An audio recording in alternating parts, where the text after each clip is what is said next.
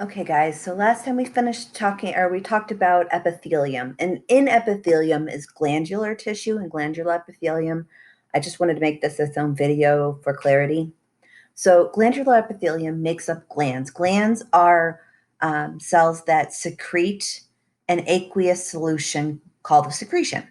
There are two kinds, exocrine and endocrine. Exocrine is going to be anything that excretes externally, going out, usually with a duct. Endocrine is usually secreting internally, like the hormones in your body. Those are endocrine. And we can talk about besides how it secretes, we can also talk about how many cells make the gland. If they are unicellular, one cell, they're going to be goblet cells, or at least the most common kind. If they're multicellular, they're going to be some of the other type of glands, sweat, salivary, etc.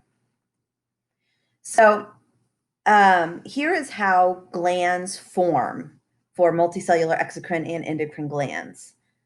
So what you see here is the epithelium actually invaginates, creates an indentation, and then at that time they retain their epithelium instead of growing closed, and that makes a duct. And so now whatever is secreted here goes through the duct and out. These are going to be exocrine glands. For endocrine glands, the invagination occurs, but what happens is it does close off, leaving the bottom where now things can go through, like the blood, the capillaries where blood can go through and pick up those hormones for endocrine glands. So endocrine glands are ductless. They don't have a duct being sent out. The secretions are not released into the duct. They are released into the interstitial fluid and picked up by the circulatory system. So their interstitial fluid is this fluid between the cells. So they're going to be released there. They are going to be secreted by exocytosis. So the cells are literally going to release them, push them out, exit them. And these are going to be your hormones and your messenger chemicals that travel through your lymph or blood in their specific target organs. Target organs respond in some way. So exocrine glands are going to be ones that get released out into the skin or maybe into a body cavity. So it may not be out of the body completely, but at least out of their area into a different area. There's a lot more exocrine glands in the body than there are endocrine glands. And they will secrete products into their duct, and then the duct will send it out where it needs to go. These are going to be your mucus glands, sweat glands, oil glands, and salivary glands, and they can be unicellular or multicellular. Unicellular exocrine glands, the most important one, the one that we really need to worry about, is the mucus ones and the goblet cells. So mucus cells and goblet cells are going to be the most important single cell exocrine glands. They have ducts, they send it out. They produce mucin, which is a sugar protein that can be dissolved in water, and it forms mucus. And mucus is a slimy protective lubricant coating that your body uses throughout for protection. You know you have mucus in your mouth and nose. You also have mucus in your reproductive tract, in your digestive tract. It goes a lot of places, anywhere that there needs to be that lubrication and protection. This is what a goblet cell looks like. You're going to find it within your columnar cells. So here's a columnar cell attached here. Here's a goblet cell, and it always kind of looks like often dyed purple on the slides, and you can see it has little bubbles in it, and it's just the space in between the columnar cells.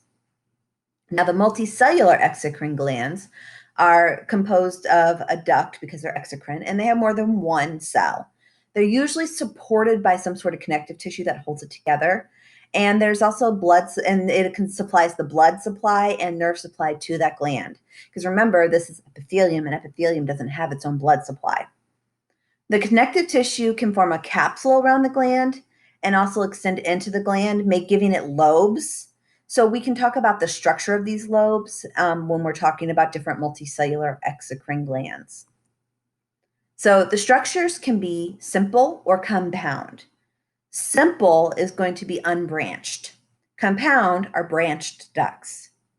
In tubular glands, they make a tube. In alveolar glands, they make a sac. In tubular alveoli glands, they have both. So here's a picture of that. Here are simple. one duct, no branch, one duct, no branch, one duct, no branch, one duct, no branch. And notice he's making a nice long tube.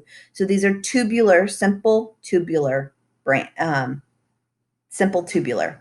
Here is the alveolar, making that sac there. And you can have simple, and then here's another simple. Compound is where they branch off of themselves quite a bit. So here is a simple, or I'm sorry, a compound tubular duct. And here is a compound alveolar duct. You can see they're all rounded. This one is the compound tubular alveoli duct. There are some tubes and there are some alveoli, a little bit of both. So that follows on that. Now, there's also the mode of secretion, so how they release what they're going to release. And there's three we can put it into three different categories. There's the merocrine gland, which secretes products by exocytosis.